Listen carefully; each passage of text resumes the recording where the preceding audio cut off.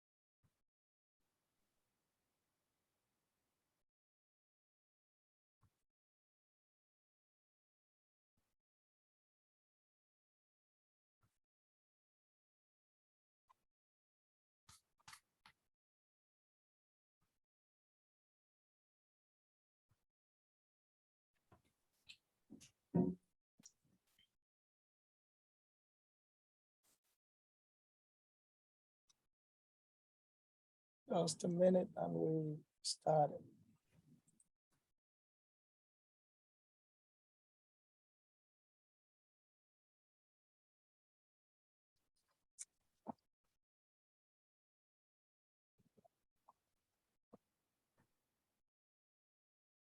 Oh.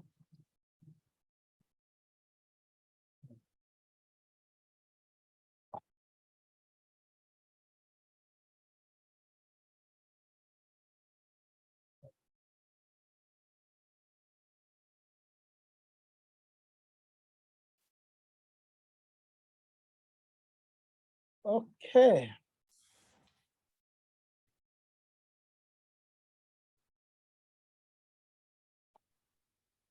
All right. I would like to seize this opportunity to thank Dr. Marquez for accepting to present for the University Interdisciplinary Series. But before I go ahead, I must acknowledge our provost. I must acknowledge my dear colleagues, students, and all those who've logged in to listen to this presentation.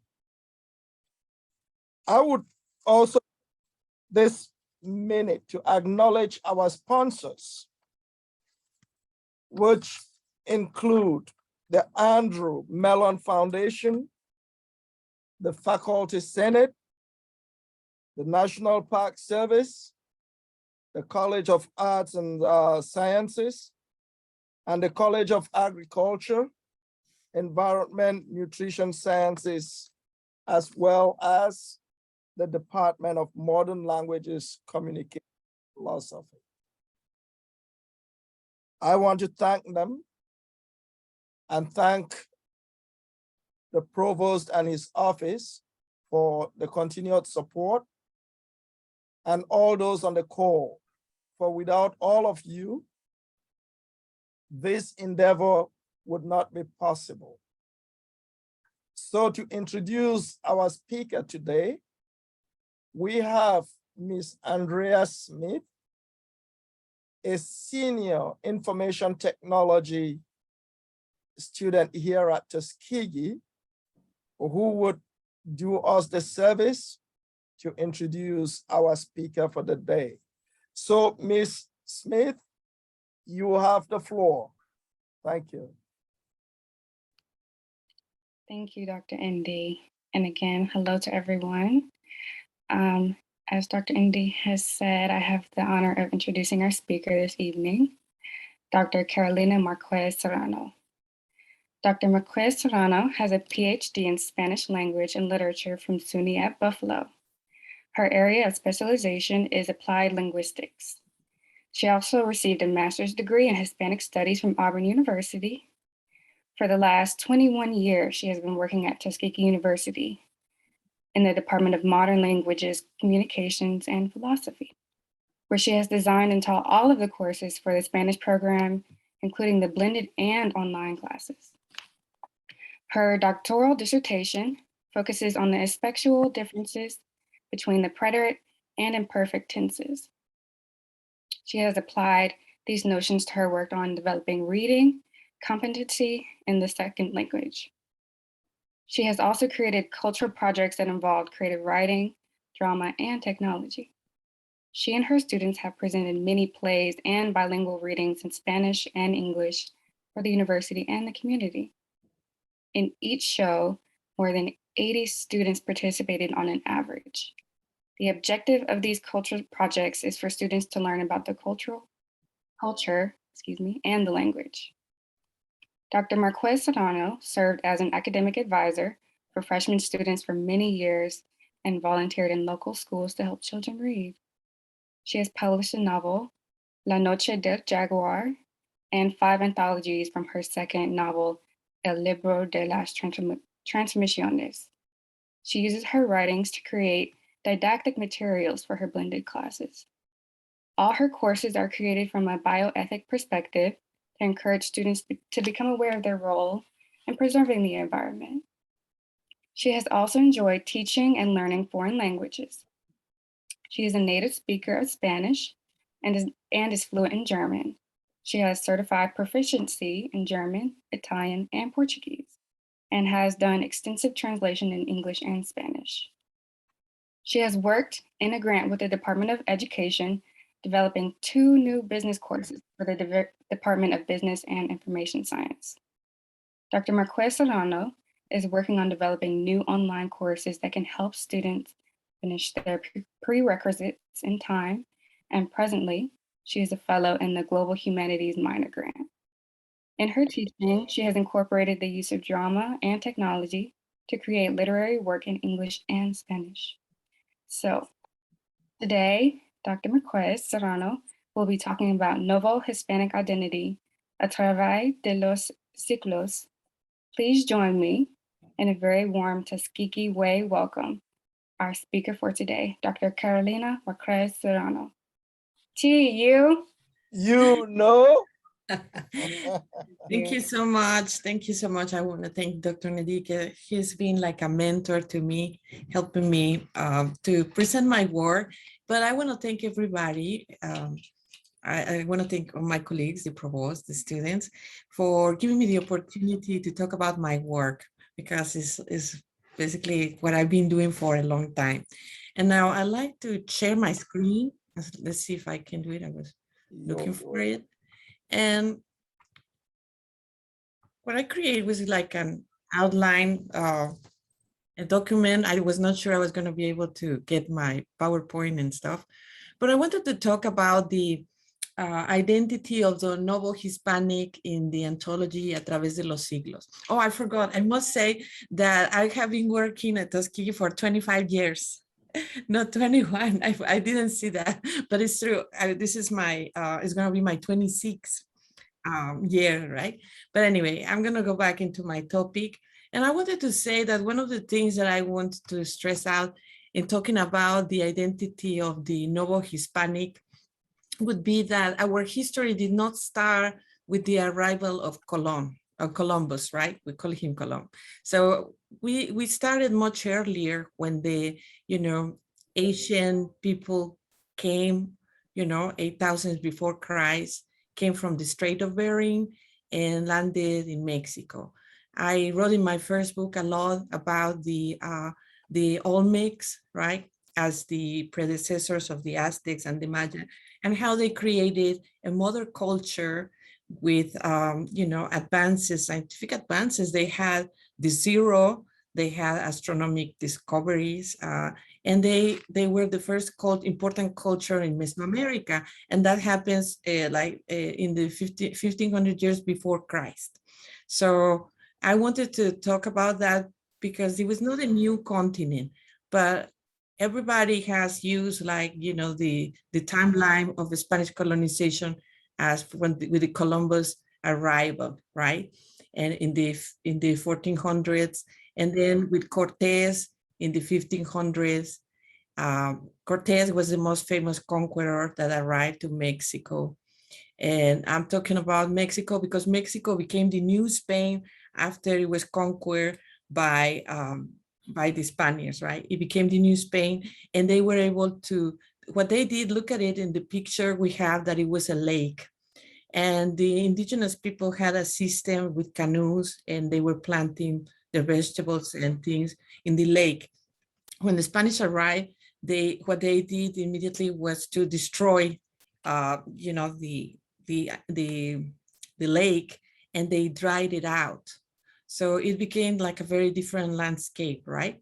That was the first thing that happened.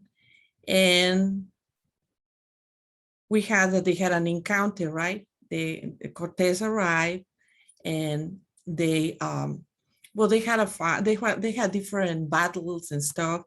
Cortés met Malinche, who was a princess that was sold by her own mother into you know, to these Mexicas. She was a Maya princess, and then she was trying to find her freedom, right? And then she helped him and helped the Spaniards, you know, conquer the Aztecs. And what happened is that they had all these battles, and some other battles they were lost, like the Night of the Tears, they lost, and they were about to be defeated. But you know, the indigenous people, the Aztecs, were very superstitious and religious, and what they did is they didn't want to kill the Spaniards because they felt they came from, you know, the sky. Because they were saying, where do you come from? And they keep pointing towards the ocean, the sky. Like, they came from the sky, and they had dreams with premonitions about their arrival. So the Emperor Moctezuma did not want to kill them, and instead asked them to be, you know, to be guests in his house. But they took over after that and conquered them. And when they conquered them, the first person that had a mixed person was Cortés with Malinali. Okay, I'm gonna go through these pictures before, and then I get into my thing. Okay, so please bear with me. Then in the 1500s, they created viceroyalties, and Mexico was the first one. It was the viceroyalty of New Spain, okay? That was called El Virreinato de Nueva España. And they built the city, they brought things from Spain, and they tried to copy the same structure. So we have the first thing they had to do is to create their society, their buildings, their churches, and everything on top of the Aztec infrastructure. So that's the first thing that happened. Then after that, right, the Cortés was out, you know, of power, and then they the Spaniards brought all their authorities, and they created something that was called encomiendas. If you translate, encomienda means parcel. That means they just give you a land. There were grants of land that allow it to use the indigenous people that were not believers, right? And so when they arrived, they brought all the priests, in also trying to find, you know, to convert them, to find the authorities to do it. This system created like a lot of the destruction of the indigenous society, right? It was forbidden to speak their language, the Aztec language, which is Nahuatl. And then they were forced to labor like slaves. So after that, well, they forbid them to have their religion, and they imposed the Catholicism, and they build, in some places, they build a church per day. So you could go to a different church every day, and it would be on top of the pyramids, and they had different churches. So it was like taking over and sending the, you know, the people that, you know, the survivors of those fights, it was like sending them into the underworld, right?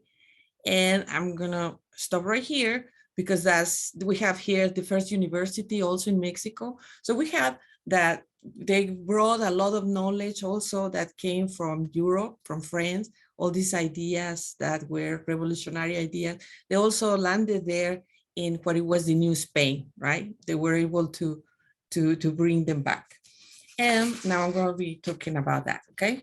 So in this presentation, I'm going to be talking about the term Novo Hispanic, not as the product of miscegenation, but as the creation of a new and an authentic identity.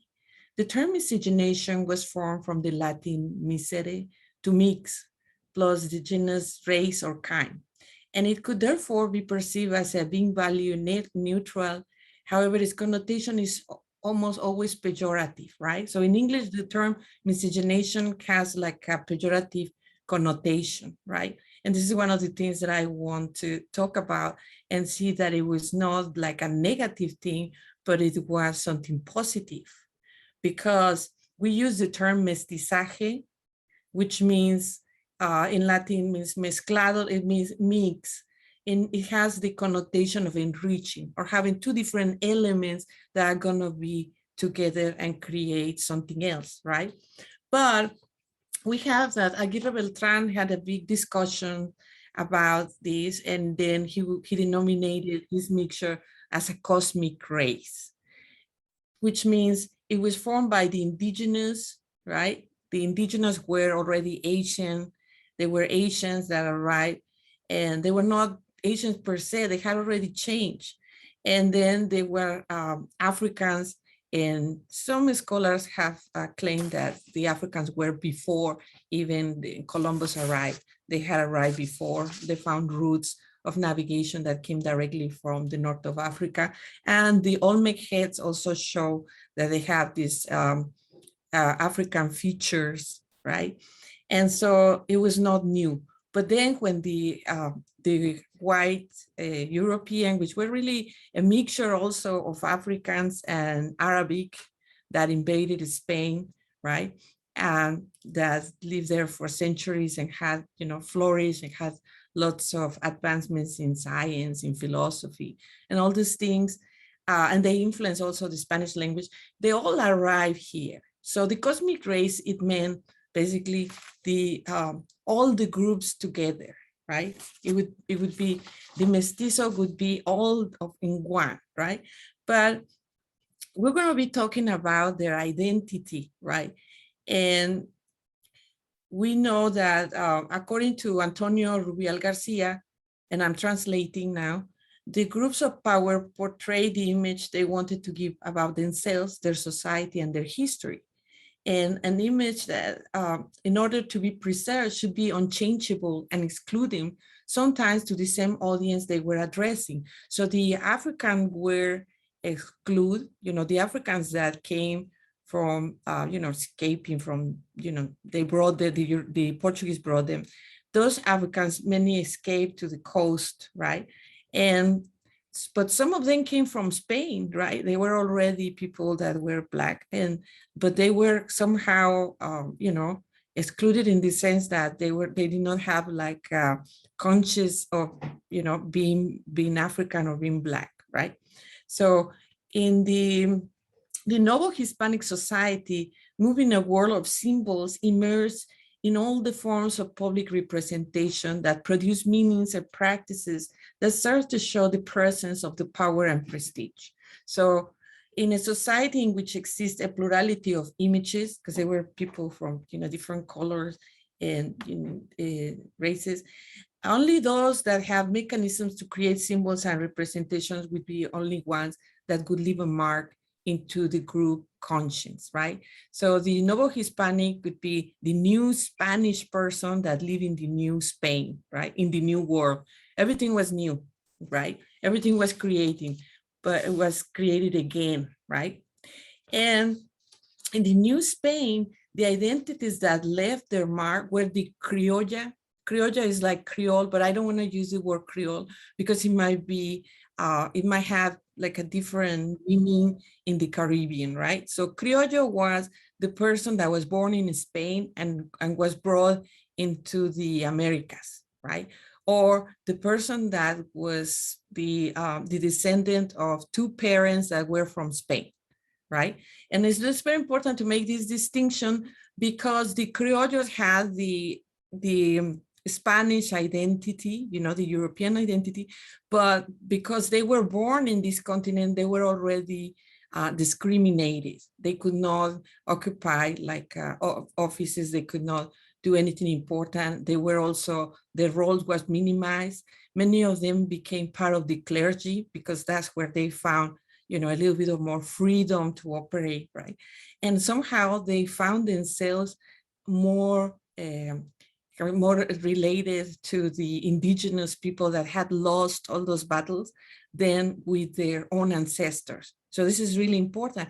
The Spanish left their own kids, discriminated their own kids, and they would prefer to get another person directly from Spain rather than to give the position or the authority to their own children, because they got the feeling that people in the Americas, in the New Spain, were corrupted by the environment, because all these Spaniards came from a very land area, a very dry area that was,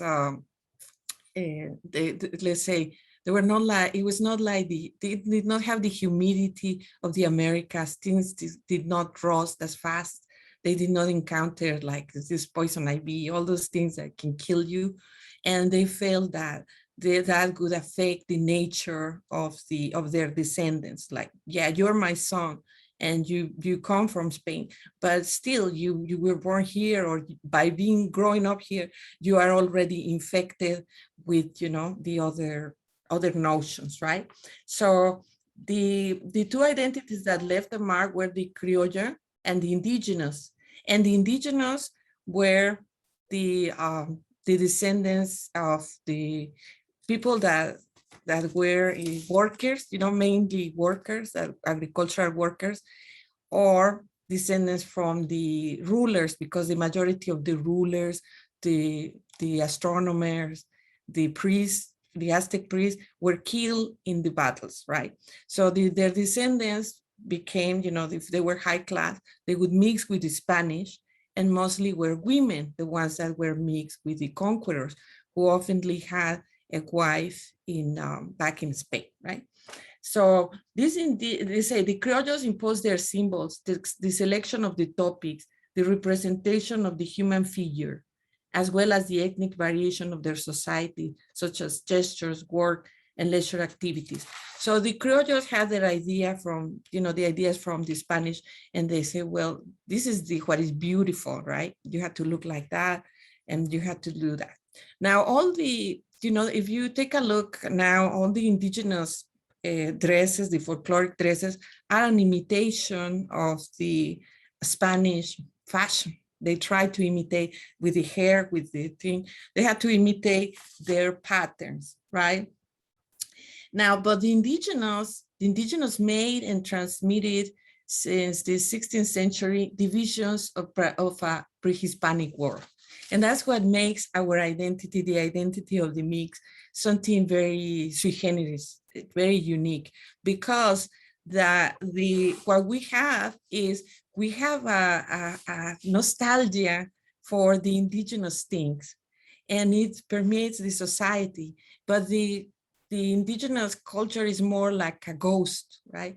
It's like a ghost that appears sometimes in ingredients, in phrases, in the products that we use that are not Spanish, right? Even though they give them a name, they were not, you know, they were not known in Spain. So that means that was new. So there was really something new, and that's what they keep stressing that.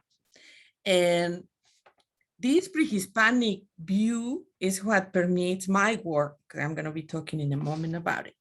Now, the identity of the criollos, of the Creole, refers to two groups: the clergy that was born in the Americas or in Spain, and that had a conscience of belonging to this continent and had the control of the media existing in those times. And they were able to create coherently symbols and images of identity, right? That's what we all share in Latin America. We have, let's see, national identities, but we all come from that idea of the Spanish, right? The Spanish, the conquerors, and what they understood as beautiful and, you know, recommended and things like that. The other group was the secular that promoted more like night values and honor code. And they, along with the scientists, were trying to spread a scientific culture that was a mixture of the Aristotelianism characterized by deductive logic and analytic inductive methods in the study of natural philosophy and metaphysics, but that was combined with modern Cartesian ideas. So then the contradictions were permeating the whole environment, right? There was always, somebody would say something and the other contradicted, and that keeps characterizing part of our, identity throughout the years. Now, one of the things I want to read, I'm going to translate from an article that Garcia has, and this is talking about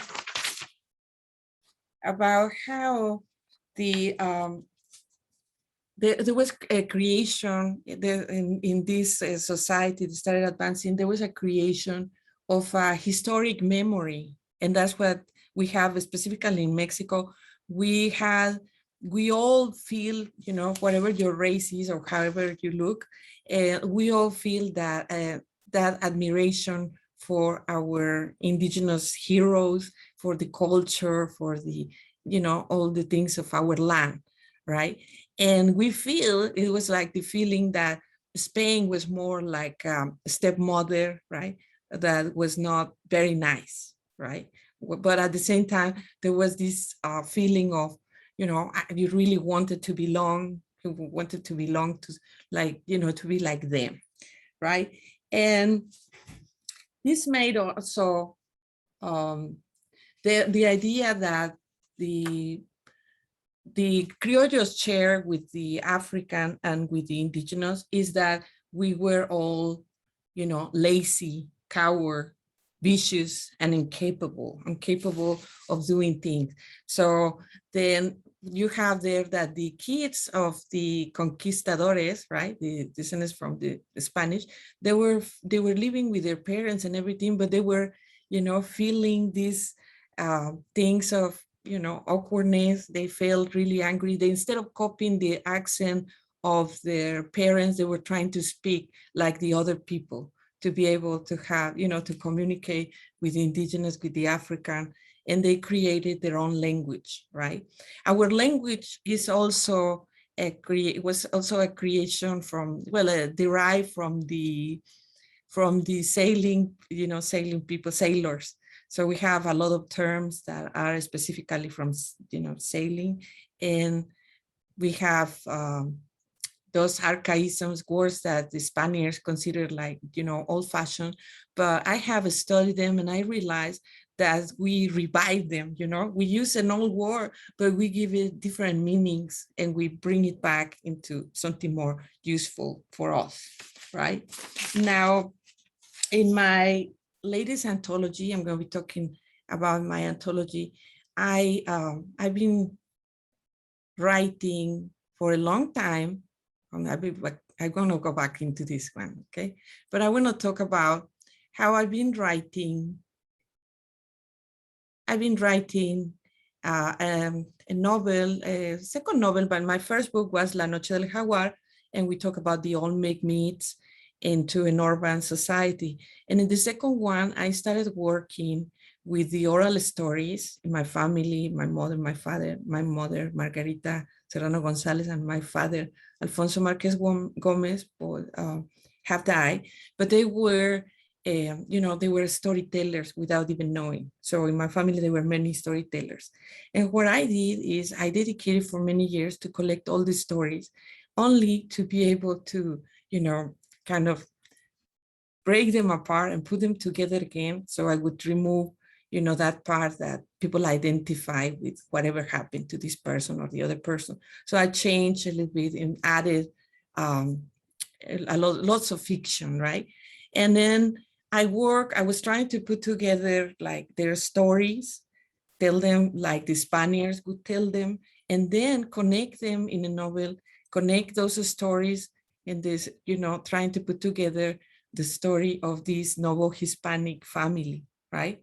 See, and then the story started since the the falling of the Tenochtitlan, the capital of the Aztecs. That's when they destroyed the empire, the Aztec empire, right? And so what I did is I created stories, and these stories are, I was able to realize that they were matching the parts of the history, they all keep falling into what was happening. So they were perfect examples of what happened to the Novo Hispanic people, how they were created, how they changed their habits, how they stopped eating plants, worms, little rodents.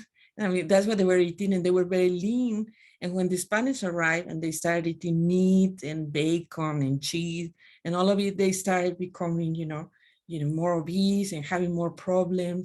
And then in the family, the diabetes runs like a course. They don't know what it is, but they all lose members. They die horrific deaths.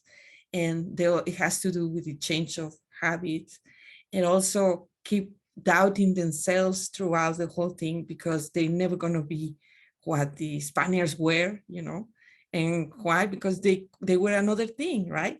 So this is what I've been doing, and I've been working with my students. I have, instead of making them read other books that are very expensive, I create anthologies this is for the intermediate.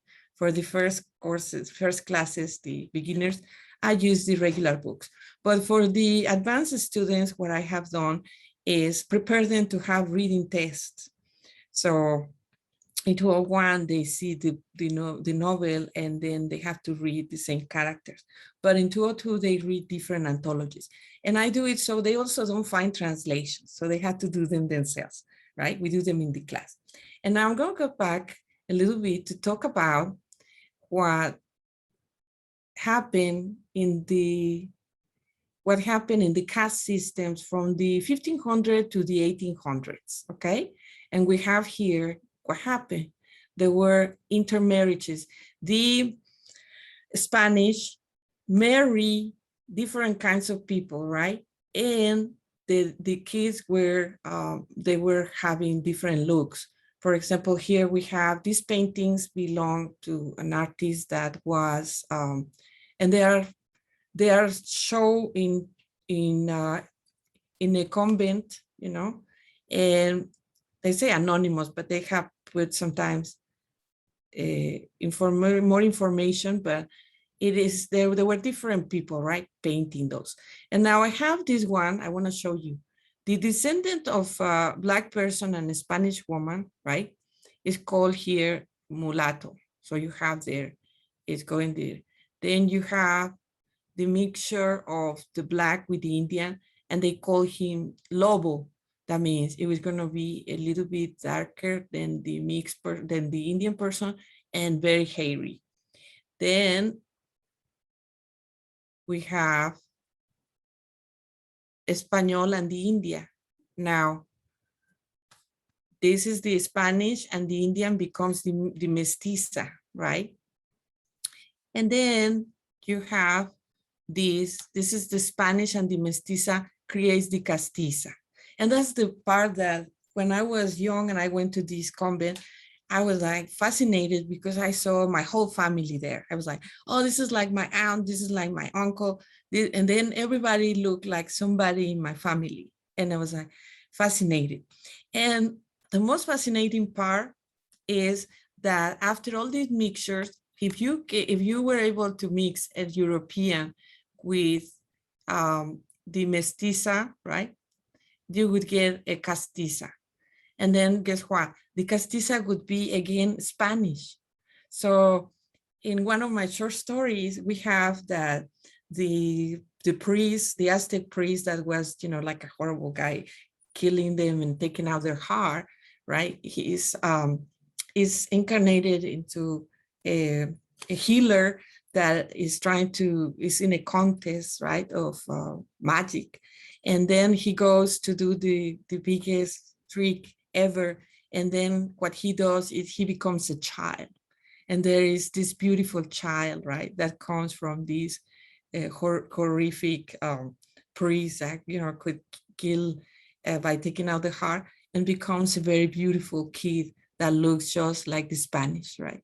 and they were all fascinated. So this was the interesting part. You could have been born here or anything later on, but by just looking again like the Spaniards, you could go back, and it didn't matter that your father or your ancestors were Black or indigenous, you would be automatically again Spanish. So they had all these castes that were creating problems in the society because, of course, the darker were in the lower positions, and then the Spaniards. But later on, they were able to buy their color as well. If you marry somebody rich, they could buy you the color, and the Pope would give you, something that would say, this person belongs to this race, this color, and you must treat her or treat him, with all the privileges that deserve. And so then this kind of is a little bit of the tensions, because people could get through marriage, or through money, they could change and improve their positions, right? Now we have that in the 1810, there was an independence from Spain, right? And then we have in the 1800s, we have another empire. So there are many empires that happen in Mexico, right? So we have the Aztec Empire, then we have the first empire with Iturbide, and we have then the second empire with Maximiliano. So we have again after the independence, the wars of independence in the whole continent, in which they won against the Spanish, they had again another intent to bring the second empire, right? The second empire that was from the Augsburg, the Archduke Maximilian. And he was a great, he had very good ideas, but the Mexican, were not going to be able to stand another empire. And we had Benito Juarez was the first indigenous president that, curiously, he was very mean to the indigenous people, but he also killed Maximiliano, right? And that with killing Maximiliano, it was still our destiny, in the sense that the Mexicans became very nationalistic. I'm going to share with you a clip. Let's see if I have it here. I want to share here. I don't know. It's about, well, I don't have my link here. Let me see if I can play for you. 1 second. I have this. Then I'm going to do another share.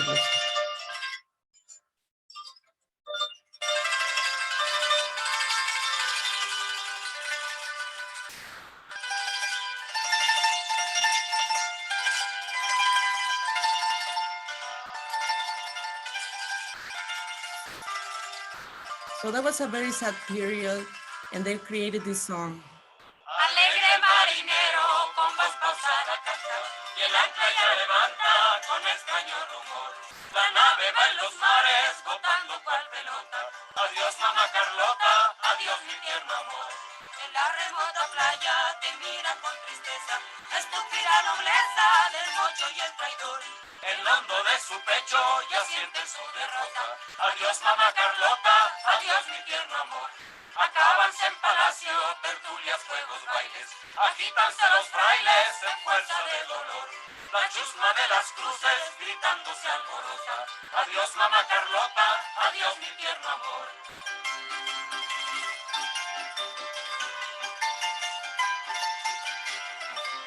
Murmuran sordamente. Okay, so I'm going to stop there. And this is telling basically that they're very happy. Adios, Mama Carlota is like goodbye, Mother Carlota. And they're saying goodbye to the wife of the emperor. And that became crazy after they executed Maximiliano, the emperor. She went to the Pope, and she was the first woman that spent the night in the Vatican. And so she was like suffering, and the Mexican population was very angry against them. And it shows that, you know, we don't want anymore somebody that comes to tell us that we are lazy and stupid, you know, and ugly. So we want to have, you know, our own thing and create our own identity. We are, then that's when the national identities were created. We were not going anymore by race or by, you know, any classification. It was just nationality. Everybody was Mexican and everybody has the same rights. And that was just before the, well, they started with these ideas before the revolution, right? Yeah, let me get back into my previous, stop share. But I thought it was really cruel. Let me share again. I thought it was extremely cruel to kill Maximiliano because he had very good ideas. He had met, as in the pictures you could see, he was about to meet, you know, he met and he was about to change some of the problems with the indigenous people, right? He wanted to give them things, you know, their land and, you know, make things better for them. But Benito Juarez, that was an indigenous president, instead of going with that, he went in the opposite way. He was like, you know, we had to kill him and get rid of all the invaders and, you know, show them that, you know, this is what happened. And the songs that were created, that was really mean because it's goodbye, Mama Carlota, is like for this attitude of patronizing, you know, like, you know, goodbye. Now your boat is going like a ball, you know. And so they're kind of making fun to a very tragic, show.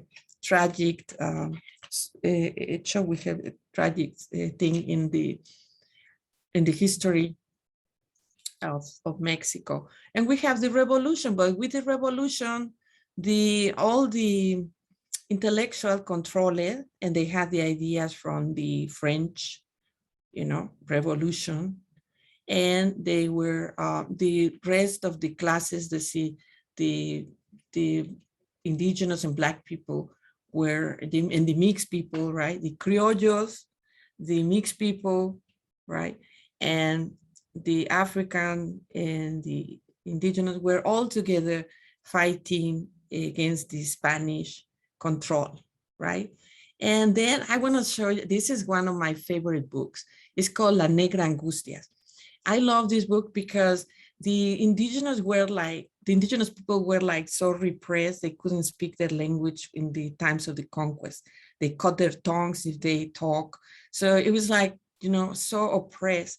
But La Negra Angustias is a Black woman that decides that she's not going to take you know, this attitude against women, and she becomes a colonel on her own. You know, she decides to join the fight of the revolution, and that's how it really happened. In the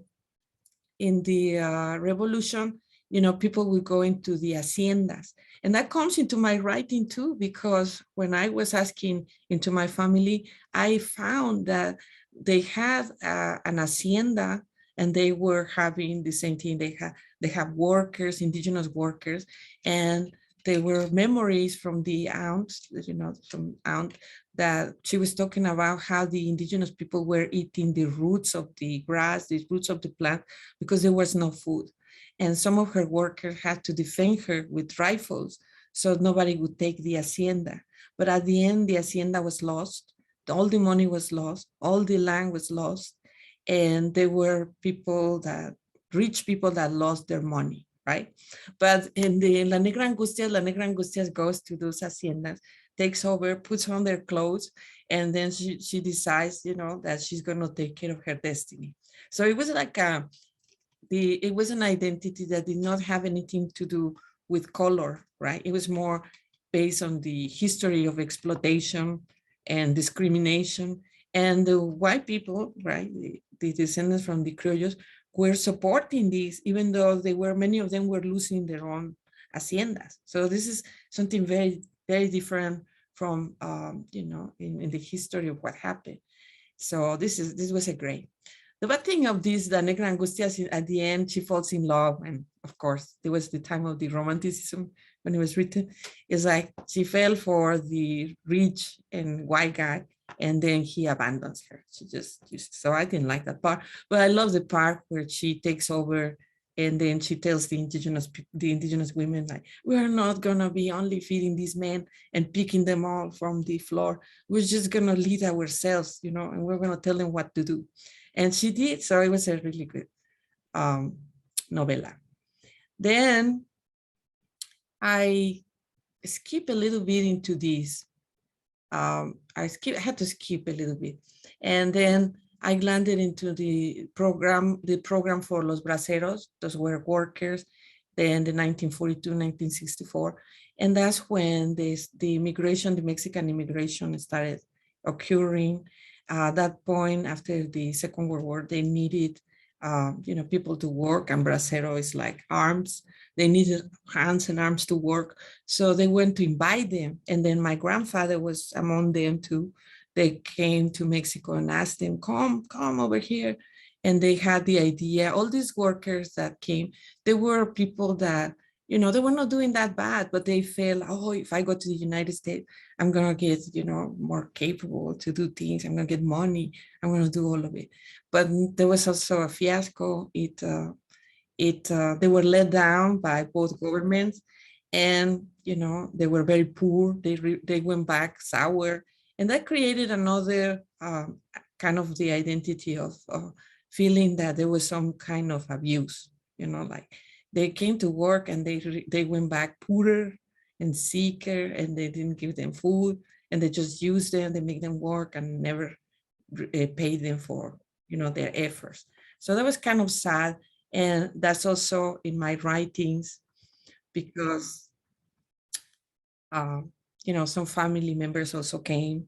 One of my uncles came and discovered he was Black, and that hurt him very much, because at that point they were not supposed to be discriminated, like, you know, you cannot drink and this, you cannot go to this bathroom and this. They were supposed to be using the white people, you know, facilities, but no, and then they stopped him and they told him, you go into that line. You're like, why? My father is in that line. It's like, no, but you are Black. And so he discovered the color, and it really had very bad consequences into his psyche, because he was like discriminated. And so that's what he didn't like. You know, it was not like being Black, but being discriminated, you know, because he didn't experience that. So in my anthology, A Través de los Ciclos, I start with the baby. Es el bebé de la señora Mago. It's called the baby of Mrs. Mago. But Mago is, it means also magician, right? So I use in this novel, I use the magic realism, in which you put an emphasis into the economic conditions and all of it, but things are solved sometimes in a magical way. You know, you include fiction and magic. So in this story, the families of two children coexist in a building, and one of them dies tragically. He is in his chair, and he falls asleep in his little chair, and the mother goes to hang up the clothes in the top of the roof, and you know, the baby gets strangled with his own chair with his belt and his chair. But the omniscient narrator states that it would take the surviving child her whole life to find out her purpose. So the other girl was about to drown with her milk. So while the boy was sleeping in his chair, the girl is sleeping in her crib, and then she has her bottle of milk and she's about to drown, but she starts crying. And then as she cries, all the tears are like related, are like drops of rain. And then the Tlaloc, the Aztec god, you know, helps her in her survival. So the reason for which she continues to be alive is because she is supposed to remember the indigenous past. She cannot let it go, right? And so in this kind of, in my book, you have always the indigenous thing, you know, going on at the same time as the regular mixed life, right? In which you don't see anything indigenous per se, right? And so her tears are like drops of rain that relates her to the Tlaloques that are children that help Tlaloc with raining, right? And so the girl that is more, you know, this is poorer, from a poorer family, she's sickly, and she doesn't have much going on for her or her family. She's the one that survives. Like, why does she survive? Because even though we have a weak memory of the indigenous thing, we cannot let it go, right?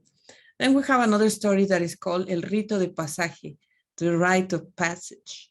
And in this story, the mother is taking her daughter to school, and the girl doesn't want to know because she's going to take a test and she's not ready for it. And then she imagines that a flood occurs, and actually things are happening. There are many people, they cannot take the bus, they had to run to get to school. And then, but the girl keeps imagining the indigenous past where there was a lake with canoes instead of, traffic and buses and cars in a metropolis that is very polluted, right? But then she wishes the flood will prevent her from arriving to the test, but her mother starts praying and everything is fine. At the end, she takes her to the school because the God of her mother is more powerful, right? So it is like, comes back into what it happened. No? Their religion was stronger, right, and prevailed. Now, la peregrinación cíclica is like the pilgrimage, cyclic pilgrimage, which means in this story, the mother and the daughter talk about the history of the Aztecs and their religion, and without noticing, the girl locates the culture in the underworld. So she says they are in el inframundo, mami, in el inframundo. That means they don't exist per se, but they are always still there, as if they coexist, right? As if our indigenous culture was a ghost or a spirit that is next to us always and doesn't leave us, right? And then in that story, the family has a daughter that has different kids that have a different mixture.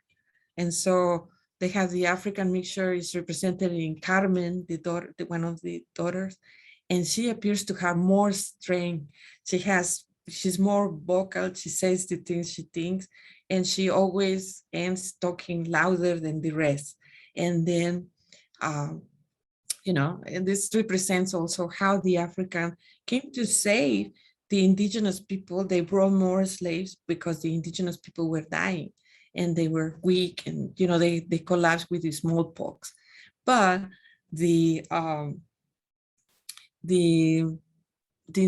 African people came also, they brought their rhythms, right? And they incorporated, and as I say at the beginning, they did not have a conscience per se, but they incorporated into the nationalistic, identity that we had, right? And then, so the parents of the girl met in the pilgrimage of the Virgin of Guadalupe in the site where the ancient Aztec goddess of the air was worshipped before the arrival of the Spaniards, right? And that thing was very curious because my husband is from Morocco, and he told me the story, a similar story in their history about some virgin, and it's exactly the same as the one with the Virgin of Guadalupe. Then the Spaniards were trying to create the same thing, but it failed, of course, because of Islam, but it was fully accepted in Mexico, and we all, worship La Virgen de Guadalupe is very popular. Then we have another story here that is called Los Gigantes, the giants. And it's the same family goes to the father's original place and they eat at a restaurant. And then the girl sees two American girls that come to eat, and they order two legs of chicken and 2 glasses of milk. And the girls come and eat it. They eat it, drink the milk, and they pay the bill and they leave. And then this girl, the girl is in the story, she's like feeling really bad. She say, oh, I know what I'm feeling. I feel like a third world person. And they say, why do you feel like that? It's the parents say, you have you come from giants, you come from the gigantes of Tula. Those are giant cultures from Tula, right? The Atlantes, they call it. And you come also from the Olmecs, from the Maya. And the mother says, you also come from the Spanish Empire that was so vast that it never, the sun never set for them because there was always some place where the sun was shining. And so then the girl says, no, I don't feel bad. I feel bad because I cannot eat. I just cannot eat. So the girl have a problem, cannot eat, and is very skinny, and she's feeling like, she's feeling down. And so the reason is not, again, the color or, and it's the race, is the idea that you cannot. So you cannot do the things that the others can. And then we have here the picture of Netzahualcoyotl. Netzahualcoyotl was a ruler, but it's called the prince. It's the prince from the 1400s from Teotihuacan. This is a kingdom near Tenochtitlan, Mexico City, in another state now.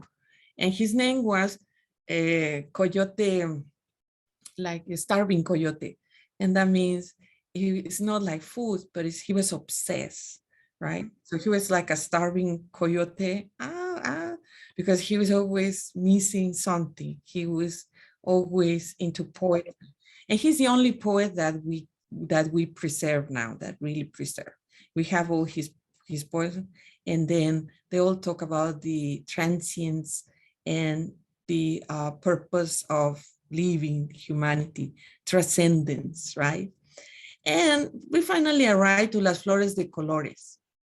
Las Flores de Colores is one of my favorite stories because it's a Spanish teacher that is talking to her students, and she's teaching Spanish, but she's using Spanish.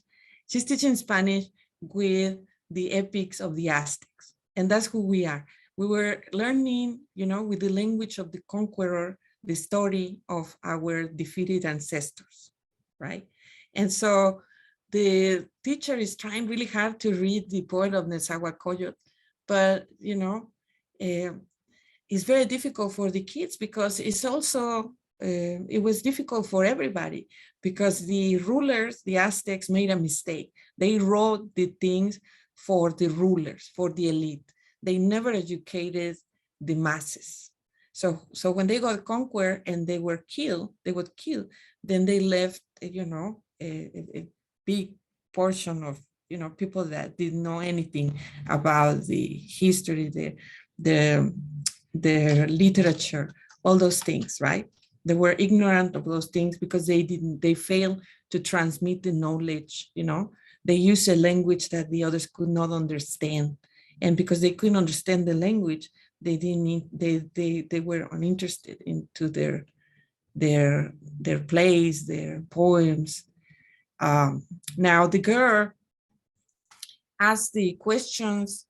She wants to know why they sacrifice the most, the best players in the ball, in the games of the ball, and why they kill the most beautiful women. And she asked the question, then who survived? I mean, who are we? Who was not killed?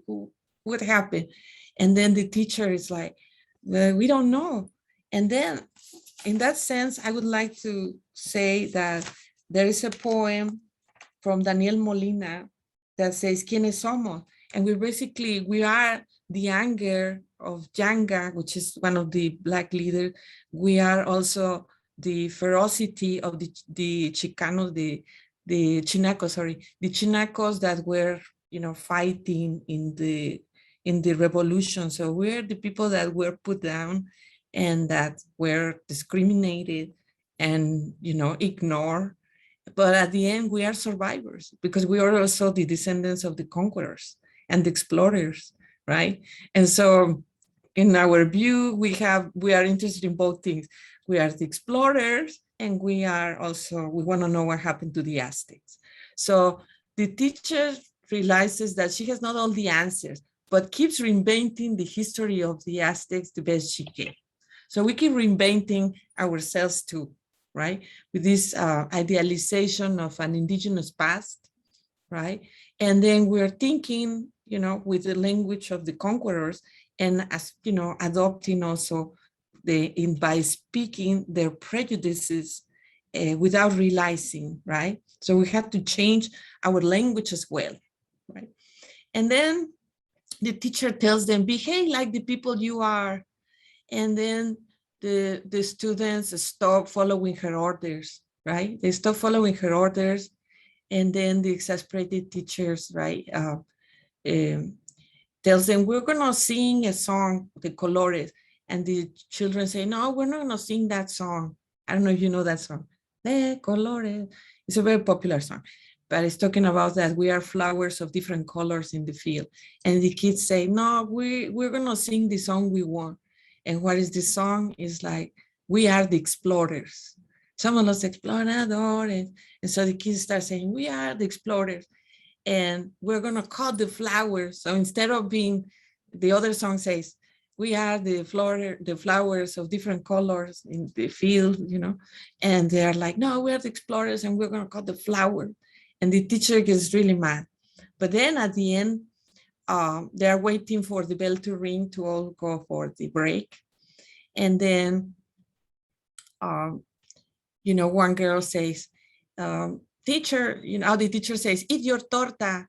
And the torta means a sandwich, eat your sandwich. And the girl says, my mother says that torta is not sandwich, it's cake.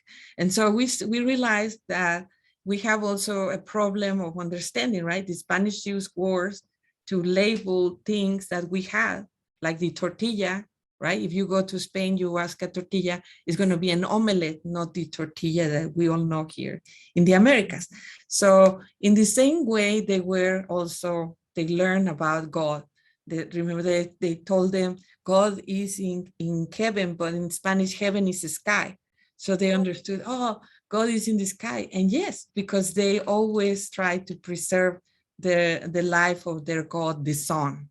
The God, that's what they did, the sacrifices, that was their duty.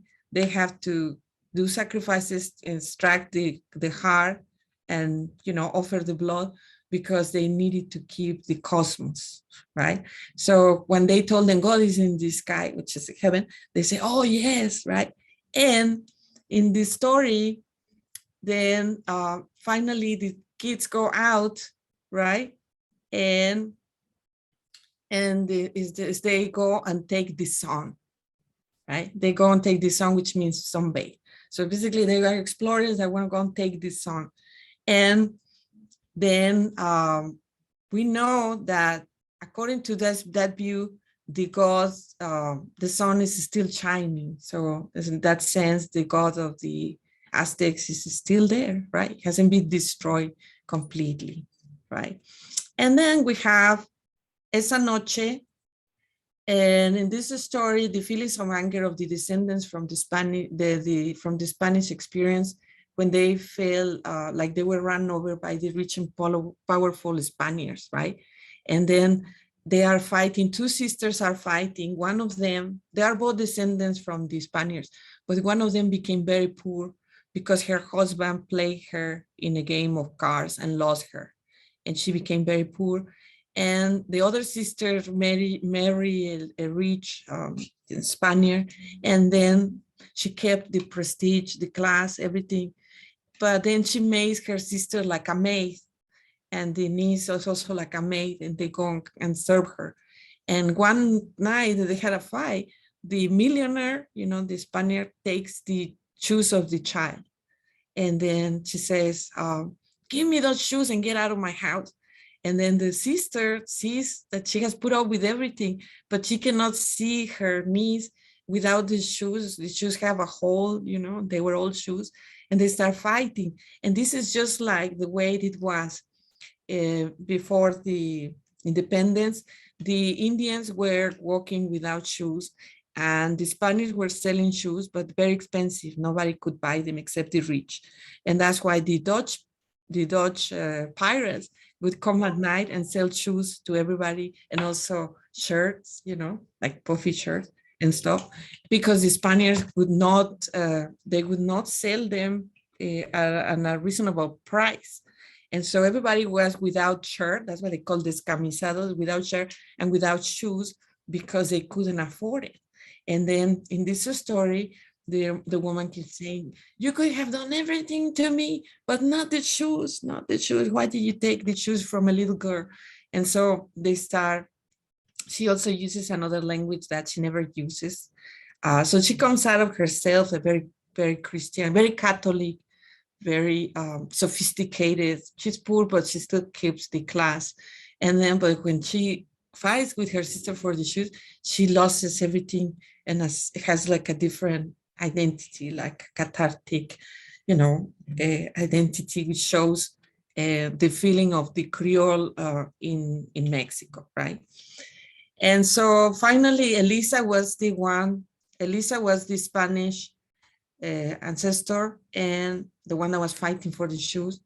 And then after she suffers the destiny of Carlota, the wife of Maximiliano, she became crazy. She became crazy, and they had to put her in a psychiatric institution. And so she loses also. She's the only one that has the money and the prestige and, everything that a rich person can have. And then she loses it all because she ends crazy. And her own son puts her into a psychiatric. So this was like the repetition of the story of Carlota that became crazy. And how am I doing about time? Am I going over the time? I just have a few more, okay? I just have this one. So in this story, in El Chupamirto, we can see that the religious syncretism. The sister of Mrs. Mago, Juliana, suffers a heartbreak and tried to use an amulet, a dead hummingbird, like the indigenous did, to get the power of the bird. But Mrs. Mago recommends her to put San Antonio upside down as a more efficient and less stinky way to achieve love. So they put San Antonio upside down to get the boyfriend. And then you can see the syncretism. And in Julito, Juliana gets married and has a baby who gets typhoid. The doctor dictates that Julito will not eat until he stops throwing up. Juliana follows the doctor's orders to the dot, and the child starves to death, and Juliana commits suicide at the end. So the doctor has this speech in which he has the authority. And he's like, who knows better, you or me? I'm saving your kid, so you have to stop feeding him. And then she does, she obeys. She feels like she's ignorant, she has to obey, and the child ends die. And then that's the two last one. And Constantino is the smartest of the cousins of Mr. Calderon, who is the father of the family. He made his fortune by not eating and receiving the money of the food he did not eat. So since he was a child, he would ask his mother, if I don't eat that bread that you're gonna feed me, how much would you give me? And she'd say, I give you 2 cents. And then he did like that. And he became very scrummy, but he became a millionaire. And then he wanted to sell his land to be millionaire and live like the way he wanted. But then he realizes that in the family, everybody lost their land because they sold it to go to Mexico City or to go to the United States. And then, he loses. He decides to die poor, but with the land. And finally, the last story takes place with Mexico with COVID-19. The protagonist suffers the same things as her ancestor suffered in and I have a typo here, sorry. I was writing and it's sized. I meant size, no size, sorry. Okay. Tenochtitlan. And they were defeated by an epidemic of smallpox, showing that the events were repeated as they were part of a cycle, right? The same cycle was happening. They started with the site of Tenochtitlan when the Spanish were destroying it, right? And poisoned the water, right? And they were trying to dry the lake and kill them with the smallpox. And then now this, the anthology ends with the miedo de perdernos, that is about COVID-19. And I think I exceeded the time, I'm sorry. No, that's okay. You did wonderful. And thank you so much. I would open the floor to questioning. You might want to stop your screen share. Okay. Yeah.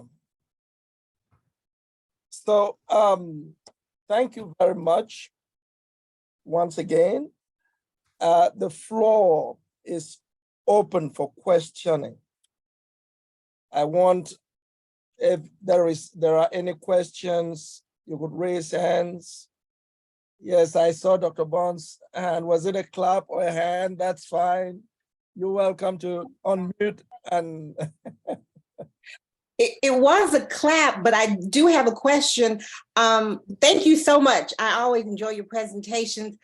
And I'm wondering, your new book, will any of it be in English or is it all in Spanish? Well, it was in Spanish because I collected, the stories in Spanish, and I didn't want to write them, like in English, because it would lose the dialect. When you read it, you have the difference of the main story. When the kid dies, it's narrated like a Spaniard could be narrating them. But then when you get into what they are talking in the next thing, they are talking like the way we talk, which is different. We use different words, we do that. And so, but guess what? I would like to find somebody that could help translating maybe. So we could do like a translation that would keep the dialect and make it, and that change it in a way that people could understand a little bit more about the change in narrative, right? Because this is what we do. We go to school and talk formal, and then we go home and talk in a different way. And the people that speak still the Nahuatl, they talk in a different way too. So there's still, like a different voices going around, right? But yeah, I would love to translate them. My English is kind of, sometimes I make mistakes still, but I would like some help, to be able to translate it and to publish. Actually, I would like to publish it first in Spanish and then translate it. But one of the things is, with the load we have, I have, to prepare for this, I'm not doing the grading. And so we have to kind of, play around. But, yes, I like to publish it. This is my intention now that my parents passed away, because I would always wrote kind of for them too. I like to show them, and they laugh and they say, oh, you say it the way I wanted, and that kind of thing. And then now they are gone. I feel like, yes, this is the time for me to finish it and, have it, but it's huge. I have like 100 stories. This is a very big thing. So it became at a certain point unmanageable. But then what I did is with the different anthologies for students, like course packages, I was having some, creating the, some divisions, some like things that I could work better. And now my plans are that I want to finish it and, publish it and then work on the translation definitely, because that would be something very interesting. Yeah. Well, just hearing you talk about it, the enthusiasm really made me want to read. And I remember when your other book, you translated a section for us, and I was able my students were able to read it, and they really enjoyed it. So thank you for your work. I appreciate it. Thank you so much. I really appreciate it. Thank you, Dr. Bond. Any other question from the hall? Dr. Marquez, I want to say thank you once more, because it was a great lesson. Not only through stories, you took us through history, through culture, art, and you didn't just do it at a specific time, you did it through time. We could navigate, we could journey back in time and to the present. And that I really found interesting. And I will not tell you a lie. The concept of even buying a race or buying your position, your way into a race and having an ID, meaning I could be Black and I buy, because I'm rich, I get an ID that I am white. Yeah. So money. And the Pope would do it. That's it. Money becomes that kind of a thing that could buy anything. So, so perplexing and wonderful. And I think those on the call really took home something, because the whole concept of identity as we know it tend to become something created or forced upon people. Because at the end of the day, we are all human. If I'm Black and I can buy my way into the white race or into any other race, then what is, I don't know. So I think I really want to applaud you for this work and keep up the good work. And we will talk about that possibility of translating.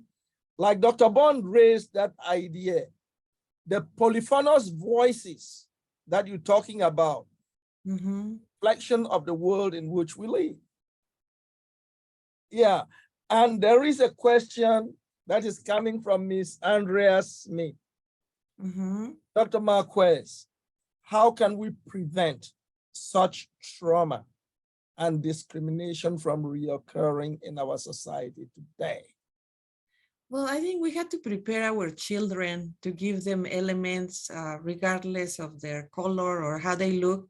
Always reassure them, because I think that was the main mistake that the Spanish did. Instead of imposing, like only imposing their power, they should have accepted their kids. Because if they didn't accept their kids, who were going to accept their kids, right? So their kids felt always like, put down, discriminated, and hated their parents, because they were the ones that organized everybody else to go, because nobody had the elements.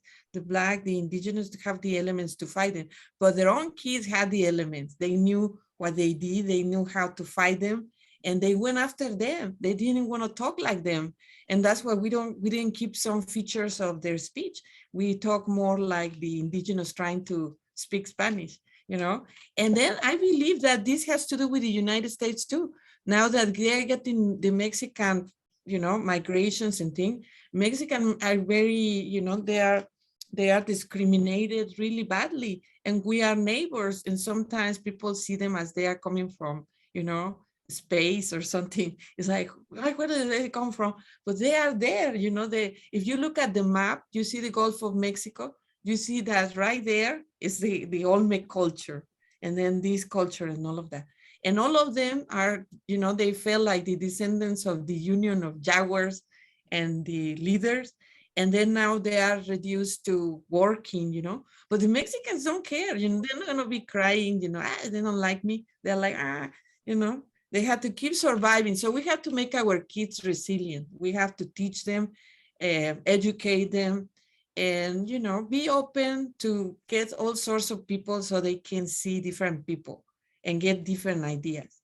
I think that would prevent from this racial profiling that we have. And traveling too, if you go to all these countries, you go to the Caribbean or that, you see all these people that have, different ideas and that. And I think that's what we need. We need more culture, more, understanding. And of course, there's going to be always some prejudices, because we speak also the language of the conquerors. We speak the language of, our masters, so sometimes we say things or reflect their feelings into other people. We also second them, right? We go and say the same thing. But if we change, we make an effort and educate our children and our students, prepare them to meet other people and don't feel a complex. That's the main thing. You have to have it inside you. You don't have a reason to be to feel inferior, if you do your homework, let's say, you do your things, study. Why would you feel, you should feel like equal. So once you start establishing that, then it becomes natural, more natural, I would say. Of course, you always will encounter things, but I have encountered, I would say some prejudice, but also from our society. I would say I encounter more prejudice sometimes, with people that are just like me, and they would be like distrusting me and trusting, people from Asia or Africa or something, Europe, right? But because we had the same language too, they also distrust distrust, you know, their own. That's the thing. We had to learn that. We have to learn not to distrust our own, you know, because, you know, sometimes we act like that because of circumstances. That's it. But yeah, thank you so much. Thank you, Dr. Marquez. On this note, before I will call off the meeting, I just want to announce that our next meeting or interdisciplinary seminar series will be on Saturday, November 19th, with Dr. Vincent presenting on the topic Rebels at the Gates, in which he would be exploring the oil field workers trade union in Trinidad and Tobago, and it will be at 2 p.m. So I thank you very, very much, Dr. Marquez. Thank you, Ms. Smith. Thank you, Dr. Bond. Thank you, everybody in the call. And I look forward to having all of you back. When you're coming next time, come along with somebody. Bring 1 or 2 people so that we could all have a big party. You have a wonderful day. Yeah, thank you very much. You're welcome. Thank you. This was fantastic. Cheers.